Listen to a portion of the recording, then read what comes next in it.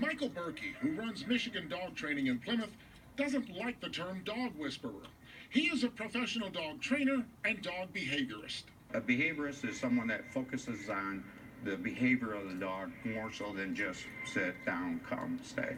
As it is with people, Michael says a dog's actions, good or bad, are rooted in emotions.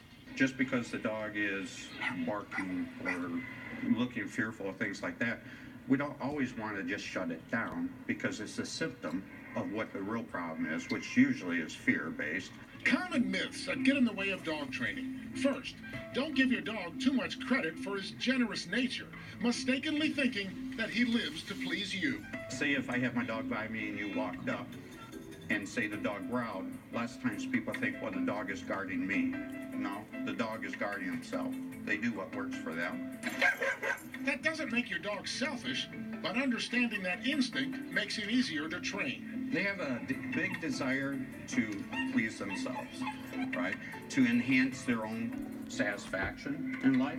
Humans do too. Can't argue with that. Another myth is that a dog will be happier if you don't burden him with lots of rules and training. Wrong. Dogs thrive on knowing what to do, right? And especially when you make obedience fun for the dog. He'll, good boy. Mike introduced us to one of his star pupils, Duke, a 185-pound African Boerboel. The Boerboel from South Africa was originally bred to defend farms against lions. I wouldn't bet against Duke. He came to Michael 6 months ago because Duke's family was about to give up.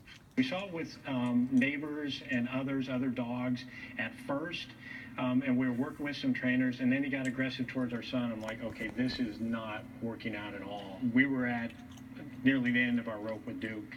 Duke had been attacked by another dog while in a training class as a puppy. His fear grew into aggression. I really want to focus before it gets there on decreasing their fear, increasing their confidence, and then also improving their obedience. According to Michael, the most important thing in training your dog is to be consistent. Don't punish a bad behavior if you haven't first taught the good behavior. Not all that different from good parenting. You wouldn't just start punishing a kid for something that they didn't know what to do. So you teach them what to do first, and then later on, once they do know and they understand, fair corrections are appropriate. After 6 months, Duke is doing great. It's almost night and day, is to describe what was going on 6 months ago as to what's going on now. One thing to keep in mind before you start your dog training, Michael says sometimes owners need as much training as the dogs, but he can help you with that too. I'm Steve Garagiola, Local 4. Good job.